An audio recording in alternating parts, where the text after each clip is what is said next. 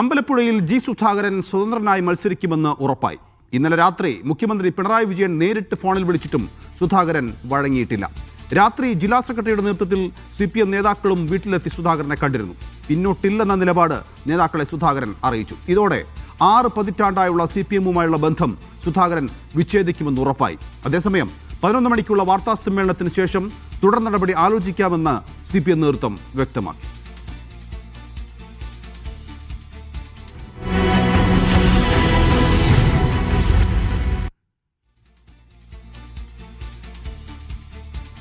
G സുധാകരന്റെ വീടിന് മുന്നിൽ നിന്ന് ഫൈസൽ അസീസ് തന്നെ ചേരുന്നുണ്ട്. ഫൈസൽ, 11 മണിക്കാണ് വാർത്താ സമ്മേളനം.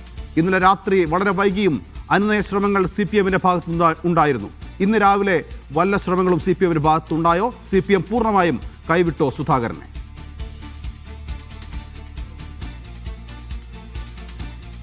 നൗഫൽ, ഇനി വെറും 55 മിനിറ്റ് മാത്രമാണ് ഈ വാർത്താ സമ്മേളനത്തിനുള്ളത്. കേരള രാഷ്ട്രീയം ഒന്നാകെ കാത്തിരിക്കുന്ന ഒരു വാർത്താ സമ്മേളനം. നിർണായക തീരുമാനങ്ങളും നിർണായക പ്രഖ്യാപനങ്ങളും ഒക്കെ ഉണ്ടാകുന്ന ഒരു വാർത്താ സമ്മേളനമാണ്.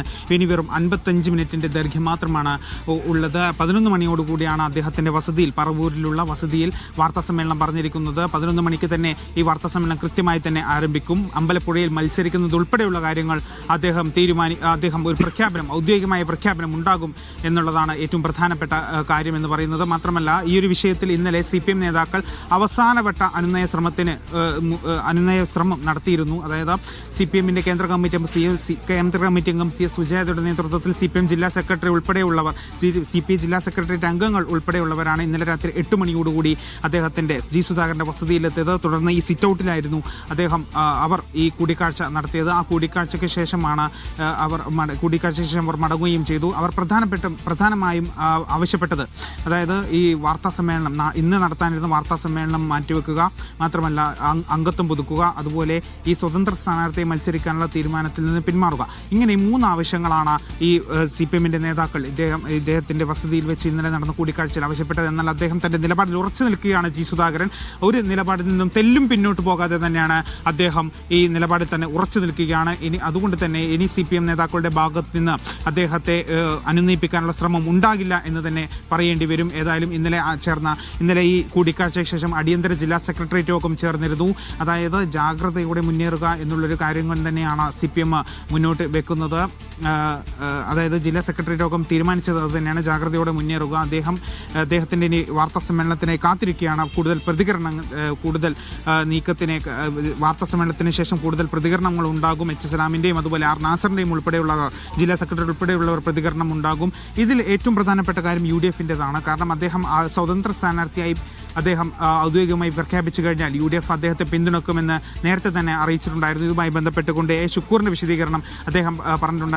അദ്ദേഹത്തോട് നമ്മൾ ചോദിച്ചപ്പോൾ അദ്ദേഹം പറഞ്ഞത് നിരുപാധികം അദ്ദേഹത്തെ പിന്തുണക്കുമെന്ന് തന്നെയാണ്. ജി സുധാകരന് എല്ലാ രീതിയിലുള്ള പിന്തുണയും ഷുക്കൂർ നൽകുമെന്ന് തന്നെയാണ്. അദ്ദേഹത്തിന്റെ പേരാണ് പ്രധാനമായും അമ്പലപ്പുഴയിൽ എടുത്തു പറഞ്ഞ ഒരു പേര് എന്ന് പറയുന്നത്. UDFന്റെ സ്ഥാനാർത്ഥി പട്ടികയിൽ ഷുക്കൂറിൻ്റെതും അതുപോലെ M ലിജുവിൻ്റെതും അതുപോലെ ഷാനിമോൾ ഉസ്മാൻ്റെതും MP പ്രവീണിൻ്റെതും ഉൾപ്പെടെയുള്ള പേരുകൾ ഉണ്ടെങ്കിലും പ്രധാനമായും പരിഗണിച്ചത് കോൺഗ്രസ് ഈ വിവാദങ്ങൾക്ക് മുൻപ് പ്രധാനമായും പരിഗണിച്ച പേര് ഷുക്കൂറിൻ്റെതാണ്. അദ്ദേഹം ഉറപ്പായി മത്സരിക്കുമെന്ന് പറഞ്ഞു തരുന്നത്. അതിനിടയിലാണ് ഇത്തരത്തിൽ വിവാദങ്ങളൊക്കെ വരുന്നത്. അങ്ങനെ ഈ ഫേസ്ബുക്ക് പോസ്റ്റും ജി സുധാകരൻ്റെ ഫേസ്ബുക്ക് പോസ്റ്റൊക്കെ വരുന്നത്. അങ്ങനെ അമ്പലപ്പുഴ ഒഴിച്ചു നിർത്തിയാണ് UDF മറ്റു മണ്ഡലങ്ങളൊക്കെ സ്ഥാനാർത്ഥികളെ നിർത്തിയിരുന്നത്. അതിൻ്റെ ഒരു ഭാഗമായി കൊണ്ട് തന്നെ ഷുക്കൂറിനെയായിരുന്നു അമ്പലപ്പുഴയിൽ പ്രധാനമായും UDF പരിഗണിച്ചിരുന്നത്. അദ്ദേഹം പറയുന്ന ഒരു കാര്യം, നിരുപാധികം പിന്തുണയ്ക്കുമെങ്കിലും താൻ 2 നിർദ്ദേശങ്ങൾ UDF ഈ നേതൃത്വത്തിന് മുന്നിൽ വെച്ചിട്ടുണ്ട്, അത് നേതൃത്വത്തിന് പറഞ്ഞിട്ടുള്ളതാണ് എന്നാണ് അദ്ദേഹം പിന്നീട് അദ്ദേഹത്തോട് ചോദിച്ചപ്പോൾ.